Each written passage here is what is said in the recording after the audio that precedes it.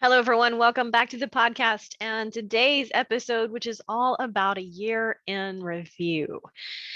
I cannot believe it's already December as you are listening to this episode. And 2021 is winding down, coming to a close, right? You're in the middle of the holiday season. Thanksgiving is just past and Christmas is soon coming. And of course, after that will be New Year's. And maybe you've already started thinking about goals for next year and 2022 and beyond. And there's absolutely nothing wrong with that. I did a few weeks ago. I did a podcast episode on leaning into your year end and talking about the last quarter of the year, not giving up on your focus, not letting the busyness of the season derail you from the things that you wanted to continue to keep important and first and centered in your life. And I hope that you're continuing to keep that focus and just keep your goals in mind and not let the busyness of the season derail you, because it's all too easy to get overwhelmed with all of the extra things that come along with this season. And then we naturally just get tired or overwhelmed, and it's easy to push our focus and say, you know what, I'm just not going to worry about eating healthy for the next few weeks. I'm not going to worry about exercising as much. I'll get started again next year. And absolutely, it's okay to renegotiate some goals in a season of life that's busy, but just make sure that that's intentionally your decision and not just happening as a result of getting overwhelmed and saying yes to too many things. So a little bit of a side note there, but that brings us to the conversation for today's podcast episode, which is your year end review. And when I say that, this is something that I did not do consciously, certainly for many, many years, but it's something I've started doing. And in fact, I might go through this process more frequently than once a year. That's how valuable this process has become to me in terms of helping me maintain my focus and achieving the things that are most important based on my priorities.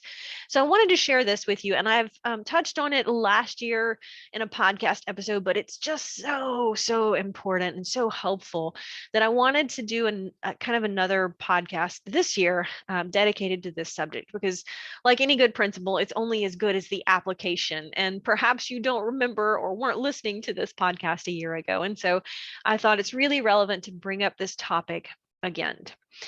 So what do I mean when I say a year in review? It probably means different things to different people. Perhaps if you're an entrepreneur, it means looking at your business. Did you achieve your business goals or not? It could mean all kind of things, from what strategic plan or action steps we need to take next year. If you are just a stay-at-home mom, it could absolutely mean just looking forward to the next year and where you want to go as a parent or as a person. And that's absolutely okay. But when I talk about a year in review, I like to really just encourage you to sit down after Christmas. After Christmas, probably before New Year's, because once that New Year happens, life gets started again and January kicks off with a bang. But sometime in that week between Christmas and New Year's, there's going to be a little bit of a space, I hope, for you. I hope there's a lot more than a little bit of a space, but I hope there's a little bit of a space for you. And I want you to just sit down, and this is a you and you thing, right? This is quiet time in the morning before anybody else in the house is up, or this is on the weekend on a quiet Sunday afternoon, but this is a you and you event. And protect some space for this. Mark it off on your calendar, block it off, make a date with yourself to sit down and go back through your calendar. And as you do that, I want you to keep in mind three important questions. It's literally sit down with your calendar and starting in January of 2021, go through every week or every month. If you need to get as detailed as every day, depending on how busy your calendar is. And as you go through the events and how you spent your time every week, every day, what you spent your time doing, ask yourself these three important questions. And you can even write them down, three lists, if you will. Literally, sit down with your calendar, have a notepad handy, and three lists that you're going to write. And the first question as you look at your calendar, how you spent your time, think about your time and energy and activities and the return on those in terms of what brought you results, right? What brought you joy? What did not fill you back up? What was a complete time waster or complete money waster that you're like, I want to do less of? So here are the three categories or the three lists, and I want you to write down as you keep those things in mind. The first is going into 2022. The first list or the first question that you want to ask yourself in this year-end review is, what do I need to stop doing? Right? And here's the thing, it's not going to cost you anything to stop doing something. It's not going to cost you time. It's not going to cost you any money. But that's the question that, as you look back through your calendar, what didn't bring me joy? What was a time waster? What are the things that didn't bring me the return that I expected? Maybe they were poor decisions.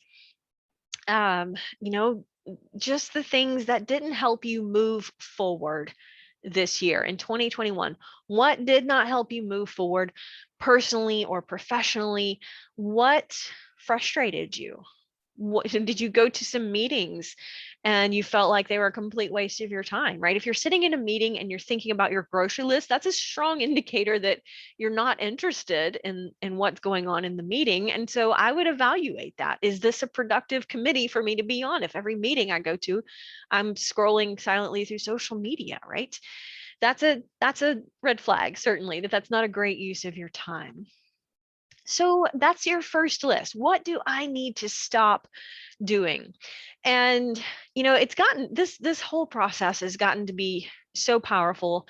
There again, I don't just do this at the end of the year. I actually might do this more frequently, even as much as once a quarter, but usually somewhere in the space between Christmas and New Year's, Mac and I go out to lunch or something like that, and we'll actually have this conversation between the two of us and talk about that, from a business perspective and looking forward. What do we need to stop doing? So this is absolutely something you could do with your team, as well as doing this on an individual scale, right? Looking at your personal calendar and asking yourself, what do I need to stop doing? What is not productive? What is just a time waster or a money waster or energy drain? And absolutely, you can do this as a family. You can do this as a team if you're a leader in an organization. But it's a powerful question, right? To just stop and think, because most of us don't spend enough time thinking about where we are and where we want to go. And it's hard to do, I know, because we're busy. And this is one of those activities that can bring you incredible return because it's going to free up your time and energy and resources, right? But sitting down and going, what do I want to do different? What do I need to stop doing next year? And so that's the first list that you're going to make as you're flipping through your days and your weeks of your calendar. What do I want to stop doing? This is a time to reevaluate commitments to committees or task force. This is a time that you can evaluate your how you're spending your flexible time, your personal time.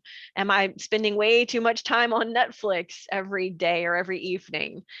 And could I be doing something else with that time that might give me greater satisfaction in my life?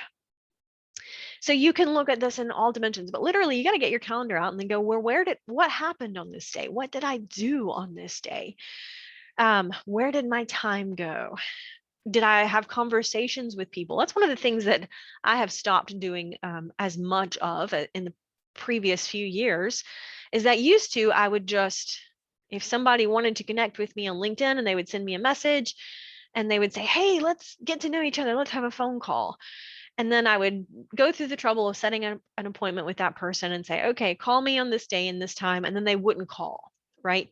And so what I've learned is that one of the things I needed to stop doing a few years ago was stop just honoring every request to set up a phone call and then I get stood up, right? So I needed to vet those phone call requests and opportunities a little more carefully to make sure that I wasn't just wasting my time. And because I schedule my day around my commitments and phone calls and appointments and that kind of thing. And if someone sets up an appointment with me or a coaching call or mentorship call or something like that, and then they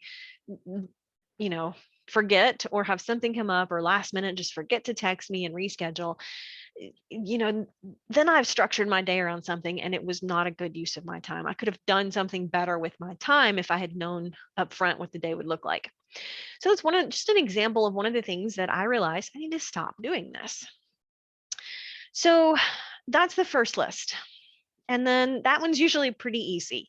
Looking back at that calendar, that date book, your planner, what's not working for me? What do I want to stop doing? And then the next question or list is, what do I want to keep doing? And this could be things from, hey, my exercise class on Thursday afternoons is really working for me. It makes it easy for me to keep that commitment to exercise because I've got people in class that I know I'm going to, help with accountability or whatever. Things that are working for me. Maybe this is a personal growth habit like reading. Maybe it's your commitment to read a book a month or something like that. What's working? What is giving me a return on my investment? What do I find rewarding? What's bringing me joy? Right? And that could be volunteering or baking cookies or whatever it is, right? What do I want to keep doing? How did I spend my time this year that I'm very happy with how I stewarded my time or energy or resources? Because, there again, I've evaluated my time and energy. What do I want to stop doing? But what do I feel like brought me reward, right? What helped me fulfill my purpose this year? Because that's what I want to keep doing into 2022 and beyond. Now, absolutely, life is full of seasons. And so that's why I encourage you to do this process fairly regularly, because, once a year is kind of a minimum. But what if you were able to make these little tweaks every 3 months, right? Not only would it be quicker because you'd only have to go through 3 months worth of calendar instead of 12 months of calendar, but it also would allow you to reap the benefits and the rewards of stop doing the things you don't want to do and keep doing the things you do much quicker. So, and then it becomes easier to just do it on the fly intuitively and say, this is something I need to rethink. I don't even have to wait for the end of year review to rethink this commitment and not make this commitment again. So that's the second list. What do I want to keep doing? And then the third list is, what do I want to start doing? What do I want to start doing in 2022? What's something that I know I should be doing? Whether, again, that could be physical health and exercise. That's a big one for January and New Year's resolutions. Maybe because you realize your health could benefit from a little more regular exercise. Maybe you don't have a personal growth or reading habit and you want to start reading because you recognize it raises that level of awareness. So maybe you just want to make a commitment to yourself that I want to read 1 page a day or 1 paragraph a day. And I've said it before, but I think it bears repeating here. The key to this is when you think about things you're going to start doing, make those commitments to yourself very small, very small. Because it's much easier to commit to walking 5 minutes a day. And, if you're only committing to walking 5 minutes a day, for example, there's almost no excuse in the world for why you cannot do that, right? There's almost never going to be a day where you can't walk around the living room for 5 minutes if that's what it takes. Maybe you can get outside, but if it's pouring rain or freezing cold or snowing, you can walk around your house for 5 minutes, right? So there's no excuse. And if your commitment to yourself is so tiny that there's just no excuse, it makes it so much easier to keep that commitment and build that habit into your routine because there's no excuse. Versus if you say, well, I know I need to walk 30 minutes 3 times a day or 3 times a week, but there are going to be days when you're like, man, to walk 30 minutes today, I'm going to have to get up extra hour early and drive to the gym and get on the treadmill or whatever. But you see my point. The bigger the commitment, the more difficult it is to keep that commitment. And I don't recommend that if you're trying to adopt a habit or build something into your routine that's not already there, particularly if you don't always find it rewarding, right? If you love walking and you're already walking, then you're probably not going to have any difficulty committing to that. But But there again, when you think about the things you want to start doing, most of the time you want to start doing them because you recognize the value they will bring you. But that doesn't always mean it's going to be fun in the moment, right? There's a lot of value to exercise or walking, but that doesn't mean it's always fun to get up before dawn, before you go to work, and get out when it's cold and snowing or raining and go walk, right? There's not much fun about that. It was um, this morning, it was about 44 degrees when I went for my run, and the forecast was like, it was predicting rain any minute. And I wasn't even sure how to dress for a run in those kind of temperatures, because rain and cold rain, um, that's just a whole nother ball game in terms of getting out and going to run in the rain and that kind of temperature. And it makes it harder, right? We know that there are going to be days when you don't feel like doing whatever it is you want to start doing in your life. But I did. And in fact, it didn't rain. So it just ended up being actually a pretty nice 45 degrees. That's a pretty nice run for me. But my point being here is that some days it's not going to be easy. And so if it's something like that you're like, I want to start exercising more, but it's going to be tough. I'm busy. I'm working. I'm tired. Make that commitment to yourself very small. Mac always shares about his goal is to just read a paragraph a day, right? That's all, a paragraph a day.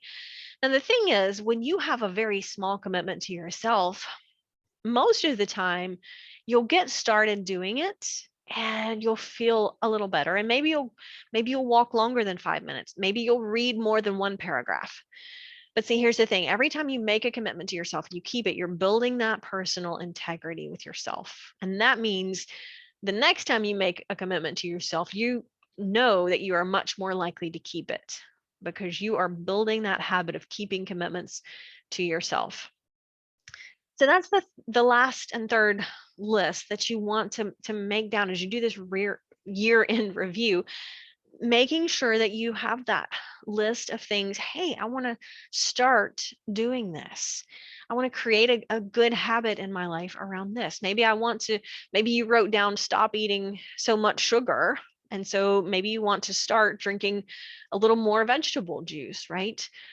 So it's important to keep that in mind. What do I want to start doing? The thing is that the lack of knowledge is not what holds us back in life. We all know of things that we should be doing that we're probably not doing. So just keep this list fairly small. That's probably the last bit of advice I will leave for you on that. Don't try to make all of these improvements at once. When it comes to what do I want to start doing next year, don't try to tackle too many things at once. Tackle one thing and build a record of success with that. And then maybe you can add another tweak.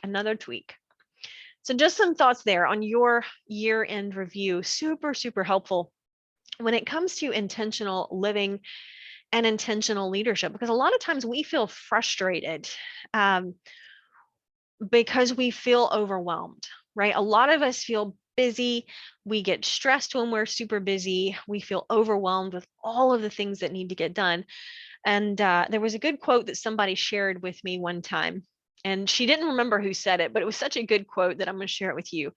The quote says, I can't complain about a full plate if I'm the one who asked to eat. And I love that, right? Because a lot of times we are overwhelmed, but it's because of the things that we have chosen to put on our plate. So if you're feeling overwhelmed, stop putting so much on your plate. And that's really that mindset shift that has to step back from being a victim and say, oh, poor me, I'm so busy at work and at home and with the PTA and the volunteer committee and, serving at church and all this stuff. Well, if you are overcommitted, you are the only one who can change that. And this year-end review can be super helpful in being intentional with that stewardship of your time, your energy, and your resources. Until next time.